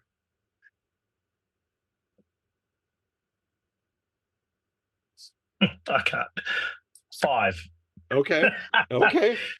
Now I will tell you, I may be the only teacher in the United States that actually uses a Slayer song in a lesson for my classes. Wow. Yeah, I teach a course on the Holocaust, and those kids, Oh, yeah, yeah, Angel of yeah. Death, Okay. Angel of Death. Yeah, yeah. the look on most of their faces is mortification because I put the lyrics up on the screen so Mm, they can discern what is being said there because it's here's what's being talked about. And okay, so we're at the bottom of the list here now. Okay, we've already filled in the yeah. bottom. Okay, I think I know where this one may go on this list. Metallica. I don't know what's coming after it, so I'm going to put 2. Okay, okay. Anthrax. Uh, 4. 4. Okay. Pantera. 3. This better be a good one. Okay, and the last one on the list, which is going number one, is Testament. Oh God! Well, I've really screwed that up then, haven't I? Yeah. Okay. Testament 1. Yeah. Okay. Yep. So there you go. So if you were to restructure that list, who would you which one would you move down or up? I'd have Metallica at 1. Okay. I'd have Okay. I'd have Pantera at 2, Okay. You'd leave. and I know you'd leave Iron Maiden at 6 because you put him there. yeah, no, I wouldn't. I wouldn't shift. I know I'd probably have Iron Maiden at 5 and Testament at Okay. 6. Okay. Yeah. And what was it? Anthrax, and what was the other one? Anthrax and Slayer. Yeah. I'd Yep. probably have Anthrax at 3, Slayer Yeah. at 4. I saw I Yeah. saw I saw Slayer open up for Wasp in 1986 or 87. And Yep. I have to be honest, I could not discern one song from the other when I saw them live. Yep. I could, Yeah. Yeah. it was just so heavy. I couldn't, and I saw 2 years prior to that, I saw Wasp open up for Kiss. And it was one of my funnest moments at a concert. Blackie Lawless, the singer from Wasp, is a little Mm. off color, if you will. And there was a mom and dad who were Kiss supporters, who were Kiss fans with their three young boys. And, Yep. Blackie Lawless just spouting off all sorts of, expletives and, overt sexual comments. And mom and dad quickly realized that they had 6 ears, but only four hands. Oh no. It was hilarious watching them try to cover up ears and that sort of thing. Yeah, it was Whoops. it was hilarious. Yeah. Okay, so He was definitely a character, there's no doubt yeah. about it. And look, just to all the Iron Maiden fans out there, I don't dislike or hate Iron Maiden. They're Hmm. just the one thing for me is when I got into heavy metal via the thrash metal part, my Yeah. first album, Ride the Lightning, Garage Days, and then on to Megadeth and whatever. I Hmm. went back to listen to the likes of Iron Maiden, and it felt like a generation before Yeah. for Yeah. me. And so when I then listen, so when I'm going forward with, as I say, the big four and other ones, it's Right. just Right. seemed a bit of a different Right. thing. So just, don't, no hate, all love. Just, Yep. yeah. Yep. I did go and see them last September with my son There you go. There for you the go. first time. Okay. Now we are, and I told you we're not going to have Megadeth on that list, but on this list it's going I to be. didn't, I know, I Yeah. stuffed that up. No, that's okay. On this list it's going to be all Megadeth because we're going to be doing Oh, six Megadeth albums. And yes. as I said, Rust in Peace will not be on this list because I think you would have that Okay. one probably ranked right up near the top. Okay, Yes. so I'm just letting Yep. you know it's not there. Okay. Okay. Okay. Okay. Now, interestingly enough, I made this list before you had one of your earlier posts today in terms of the Oh, last album you listened to start to finish. But the yep. first one on my list here is Dystopia. Yeah. 5. Okay. The System Has Failed.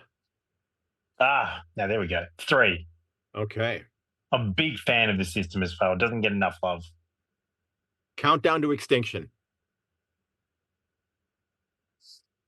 This is, I don't know if P Cells is coming up. That's the problem. It could be. 2. 2. Okay. Yep. Euthanasia. And what gaps? What have I done so far? So I've done You've 5. done 2, 3, and 5. I have to have it at 4. Okay. Oh, this may be working out very well for you here. Endgame. 6. I thought. I like Endgame, but it's not. Yeah. It's not a top And leveler. you already mentioned it. P Cells. 1. Yeah, that actually works pretty well. I like that. That's not bad. Worked. Yeah, I thought that. Yeah, as soon as you said that one, it was. I thought, okay, that may be maybe the one that you want there. Okay, I might so shift Euthanasia slightly higher if I could recast it, but I'm pretty happy. In all, I'm a lot happier than the last list. I felt like I flubbed I had a shot from 15 meters out directly in front, and I kicked it out of bounds on the full. Well, at least you hit the point post on the side. You didn't. It didn't go all the way out. You hit the point post. Yeah. But, okay, so It. I've got basically three shorter questions here for you before we wrap up. Then, so this is a two-parter here. So, what is the best advice you've ever received from anyone, and what's the worst advice you've ever received from anyone? Oh. Wow. Man, I tell you what, the best advice would have been if I knew what that question was coming before I had time to think of it. Best advice and worst advice. Let me think about that. That's tough. I think best advice, don't respond too quickly. Take some time. Think about it. Think about it again. Think about it again. Then respond. I like that. Yeah. I think that's probably, and that's works obviously verbally, but definitely works on email if anyone's ever worked in any form of Yes. office or anything. Yes, it does. Yeah. Yeah. And what's the Worst what's advice. New yeah. best band ever. No. Worst advice. Wow. Okay, that's a different one. Oh, actually, so I'll give you one more for best advice. Marry well. 2 words. Marry There you well. go. There you go. Yeah, that's also important. Worst advice. Worst advice.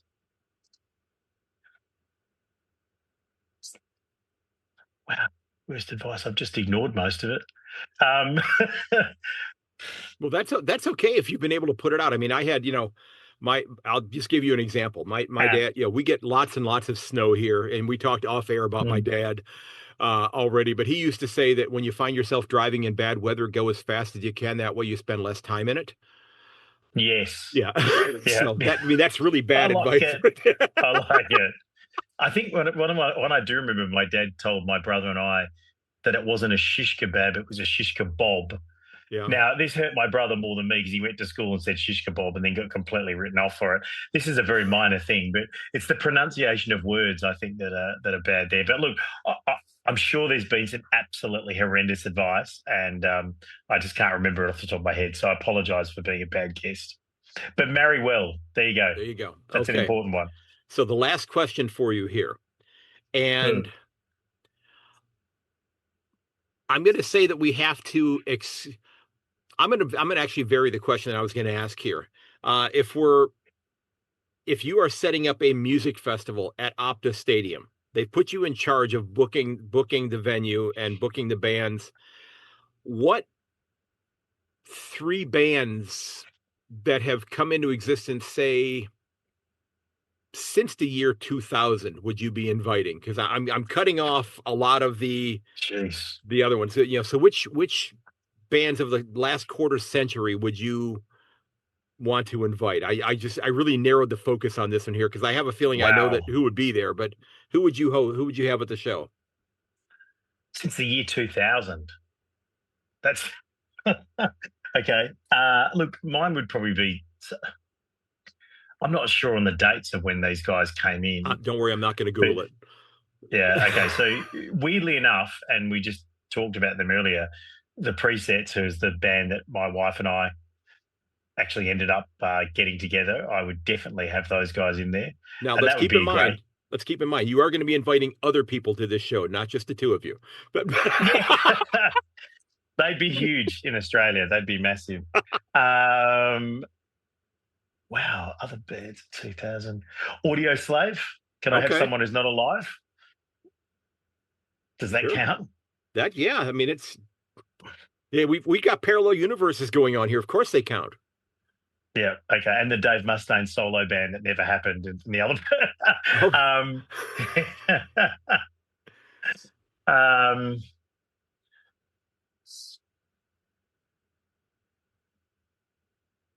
that's a really good question and a very difficult one to answer. Do you know what? If you said from the 1990s, I could honestly list about 100 different mhm. bands. From the 2000s, I really struggle to come Well, up with ones we can go back that to I the would. 90s for the headliner. That's fine. I mean, look, if you said to me any band, like right now from the show that I just went, actually, do you know who I would have from the 2000s? Is Youngblood, who was at the Black Sabbath concert, Okay. who did Changes. I think that would be something that would give a lot back to as reverence to Ozzy, Yeah. and hopefully someone that the crowd would like, as opposed to just me. Because I'm not saying I'm the biggest fan of his music, but he's actually Right. done pretty well as far as being modern. Now, if it was the bands if you just said like, what bands would you want to have? Yeah. I'd definitely have Megadeth. Yeah. That would be like right up there. Um, I would have loved to have Black Sabbath, but that's obviously not going to happen. Rest in peace, Ozzy. I would go for Pantera and Hmm. Faith No More, and the reason being is that I've only seen 2 songs of Pantera originals, which is the Black Sabbath, and I've never seen Faith No More. So there you go. Outstanding. That would be it. Outstanding. That would be it. Well, That 2000s. Sorry, just one. no, you're That fine. is, I have pushed. So Uncle Acid and the Dead Beats, I reckon, are a great band from Hmm. after 2000s. Okay. Um, there's a whole bunch of others, but I really have struggled with finding bands that I've latched onto for multiple albums. Yeah. I find that quite tough. And I was talking to someone about this the other day, just about heavy metal in general and the sort of way it's progressing. And even at that Aussie Black Sabbath concert, other than Youngblood, how many people were bands that started after 2000? That's true. It's an interesting, probably a conversation for another time, but it's an interesting thought process to go through it and think about where we're potentially heading. And you know what? Axel, other kids, the future is with you guys. Make it happen. Bingo. Bingo. Does he have any friends that are drummers? Yeah, everyone I needs mean, a drummer, don't you they? know, you can always find, you can always go find a frustrated guitarist to play bass for you, from what I've heard.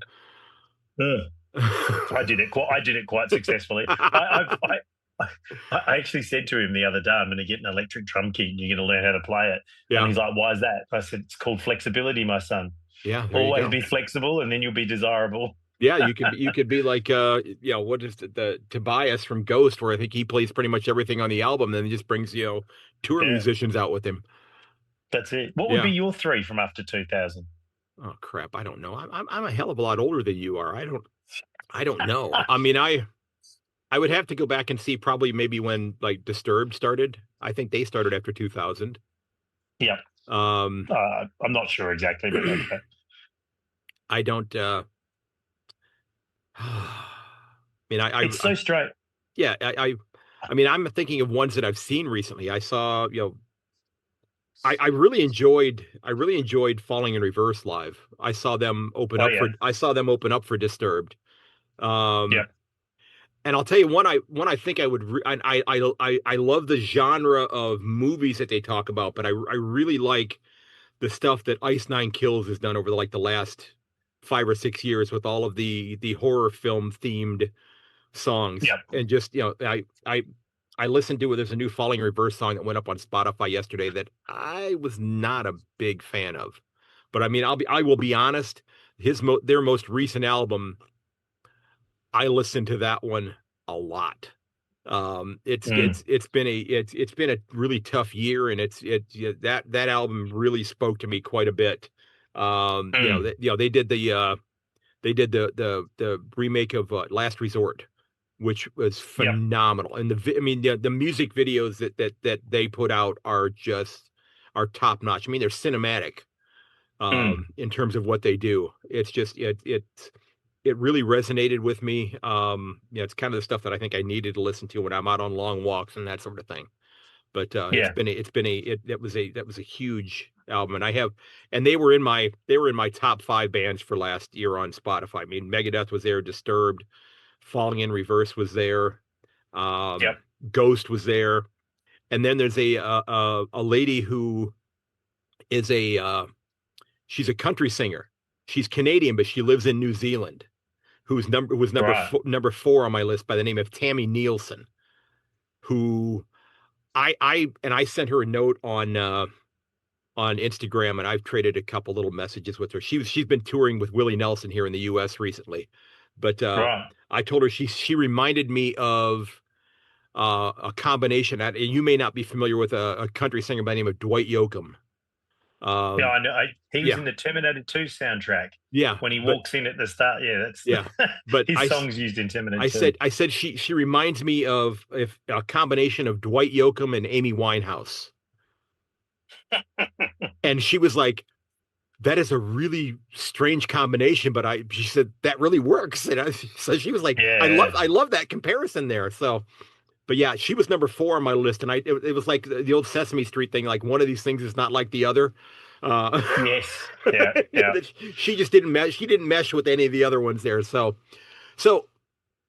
before we wrap up here, when people decide they want to follow you, where do they need to go to do that? Yeah.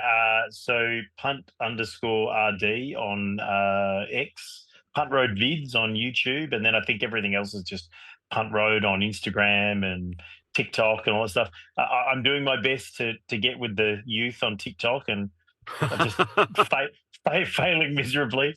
But yeah, just type in Punt Road and you'll find me on there. Or go to any of your socials, mainly on Twitter, where I'm sure if you went into your connected followers, you'd probably find me floating around in Absolutely. there. And I'll have links to, I'll have, well, I'm not on TikTok, but I'll have links to the other ones in my show notes for you. Yeah. And I will let you know when we wrap up here. I went to Chat GPT earlier today, and I put it, the question that I put in there was, it's all the way at the bottom here. And I'm going to send you the results. It was asking, if Dave Mustaine had never been fired from Metallica, what would Mm. things have looked like, and who would have been the other band in the big four, and that sort of thing. So Yep. I'll send you Chat GPT's results for that. We're not going to go over it now, but I'll send that because I think you might be interested in reading that. But I am. it was very interesting. But Punt, I want to thank you so much for your time today. I know it's pushing midnight there, actually a little bit after. Thanks so very much. And hopefully we didn't laugh too loud that we woke anybody up at your house. But No, it's all good. They're this all was, there. And thank you so much for having me. yeah, I really appreciate it. It's I'm a big fan of your work. I'm a big fan of people from outside of Australia pushing and supporting Australian rules football, and you're doing a fantastic job in that regard. So, apart from just the music stuff, which is awesome, which is our main connection yeah, piece, yeah. it's so nice to see someone who's not Australian have such passion for Aussie rules football. Even if you do go for the Cats, I'll forgive you. Well, I've also over the last like 3 years I've really gotten into cricket as well too. So Oh, um, cool. yeah, I have my over here. I still have my next to my desk. I still have my Cricket for Dummies book. Yeah. I had the author of that book on the podcast a couple of years ago. All But yeah, right. it's yeah, I mean, I watch the IPL, the Major League Cricket stuff here, the Big Bash. I won another premiership because a couple of years ago I decided I was going to be a Hobart fan. So All right. There you yeah, go. and Nice. I became a cat supporter because I decided I wanted to support a club that was not in one of the big cities, if you will. Yep. So I'd actually narrowed it down. I narrowed it down to, I guess technically Brisbane is a big city, but I narrowed it down to Brisbane and the Cats, and I chose. Well, I had Geelong chosen for me because I had a player from Geelong that kind of pushed me into their camp, and Yep. yeah, it was Nakaya Cockatoo was the one that pushed me into the Cats Oh, camp, yeah. and Yeah. everybody Yeah. goes, "Really?" I said, "Yeah, absolutely. That's who I yeah. I wish he would have stayed healthy. Yeah, Yeah. wish he would Yeah. have stayed healthy." But before we go, I do want to say I absolutely loved the Tim Kelly trade. Uh, Of course you do. Hey, I loved it. I yeah, loved it. yeah, But if you're West Coast, not so yeah. much. You got it. It Um, got us Jeremy Cameron, so worked out. yeah. Wow. And he might kick the first 100 goals in a season plus finals in a long, long time. Well, I think depending upon how things shake out next week, they may put him in cotton wool against your Tigers in round 24 and just say, "Hey, take a break here for a day or two." You know. Look, as someone who was very, very scarred and hurt by Gary Ablett kicking 48 million goals against us back in the day when Richmond were a basket case, I would love for him to go into cotton wool. But I think I'd love to see a forward get 100. And Yeah. look, Jeremy Cameron, from his journey from GWS through to Geelong, he is an absolute gun. Oh, He knows where the goals are, and he plays like an absolute hero. So he's worthy of getting 100 and if he they go in the finals into some depth. and he seems to just be just from everything I've seen, he seems to be a genuinely nice guy who Mm, doesn't take himself too seriously. Yeah. no, I mean, no, takes yeah. the game seriously, but looks like he has a lot of fun while he's playing it too, which I think is awesome to see.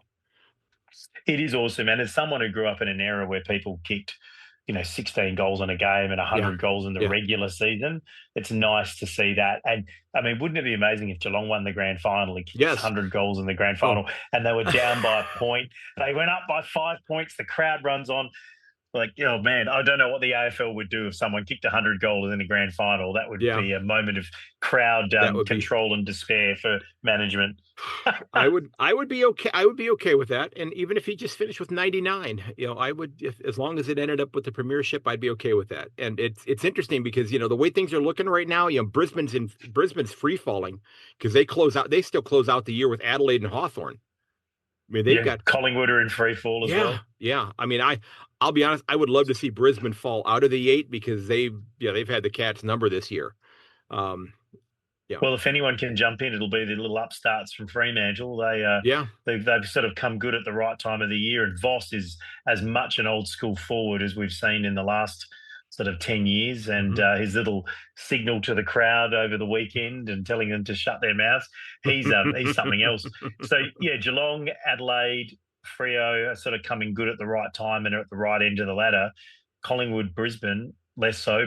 I'm going to the game this Friday, Brisbane Fremantle in Okay. Perth. That will be a big, big match. The Yes. winner of that game probably decides who finishes in the top 4 of Yeah. those two sides anyway.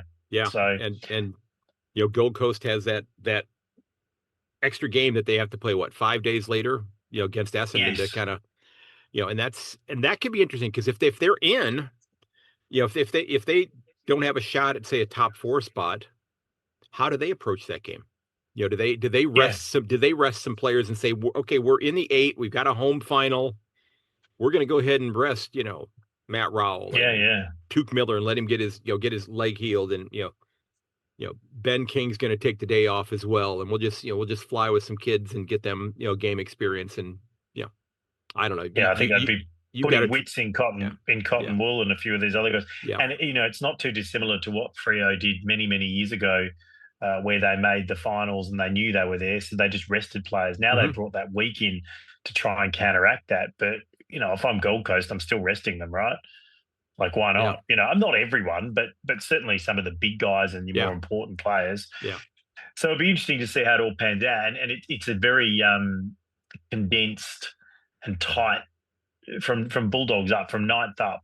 yeah, It's yeah. super tight. Like, no one, Sydney and the other teams aren't going to make it from No, they 10th, they they right? can't now. They But can't now. Yeah. yeah, but that ninth up is going to go, and the jockeying for positions. And just when you think someone's sort of falling away, they fight back, and when you think someone's fighting back, they fall away. And yeah, it'll be Yeah. interesting. I think I know this is not one of your questions, but if you had one, I'd be very worried about Adelaide. I know they kind of just got over the line today, Hmm. but I texted my mate in the first 10 minutes and I said, West Coast have done what all bad sides do well, bring the opposition down to their level. And Yeah. they did Yeah. that. They did it. But Adelaide rose to the occasion. And they are, two finals at, I was about to say Football Park, two finals at Adelaide Oval. And that's going to be a tough assignment for anyone. Absolutely. Absolutely. Well, hey, We sir, will see. it is late for you, and I actually have to get ready to go to work here in just a few minutes. So I do appreciate you taking time out of your evening to sit down and chat. This was absolutely a blast. Um, I would say this conversation was precious, but I don't want to use that word too many times today. But Punt, thanks so very much for your time, man. This was great. Yeah, I really appreciate it. It was real joy to have a chat with you. See you, if not in person, certainly virtually. And Oh, yeah, anytime you want to talk about footy or music, you know where I am. will And do. yeah, Will do. always a pleasure. And keep up the great work. I appreciate it. Thanks. Cheers. Awesome. No worries. See you, mate. All right, Punt, thanks for sitting down to chat with me. This was an absolute blast. I really, really enjoyed it. Folks, give him a follow on his socials. Check out his walkabouts when he's out discussing music. And he does a great job of posing ideas and to spark discussion about, genres of music that so many of us do enjoy. And there aren't necessarily right or wrong answers to these because we all have our opinions on things that we love. Okay. So again, head over to my website, ayankonthefooty.com. Give me a follow over there. All right. Follow me on my socials as well. Tell your friends about the show. Be a huge help. Leave a review as well. You can do that right on my website. If you know somebody who'd be a great guest for the podcast, maybe you have a fantastic story to tell, I'd love to hear from you. Okay, so reach out. You can leave me a message over at my website. You can reach out to me at ayankonthefooty@gmail.com as well, or at a Yank on the Footy podcast, or on Facebook, or Yank on the Footy on Instagram. You can find me on LinkedIn as well. Just look for Craig Wessels. Give me a follow there as well. Ladies and gentlemen, look out for one another. Check up on your friends. Make sure they're okay. Okay. If you need to talk to somebody, don't hesitate to reach out. Those numbers are in the show notes for every single episode of this podcast, both in the United States and in Australia as well. The world is a much, much better place with you in it. And heck, if you need to talk to somebody, reach out to me. Shoot me an email at ayankonthefooty@gmail.com or hit me up at yank_on on Twitter. I check my social media quite often during the day. But please talk to someone. And if you can't find anybody, reach out to me. Talk to me. Okay. Like I said, the world's a much, much better place with you in it, folks. Punt, I truly appreciate the work that you're doing. It's great to see these discussions that are going on. Um, and it's wonderful to see you promoting this genre of music to new generations and allowing old farts like myself to look back at things that we have loved for a long time and also explore new bands as well. So, folks, look out for each other, okay? And as always, may your dribble kick never hit the post. I will catch you later. And this has been episode 409 of the Yank on the Footy, okay? Give me a follow. If you got a great idea for an episode or a great guest, please reach out. And until next time, ladies and gentlemen, cheers and goodbye.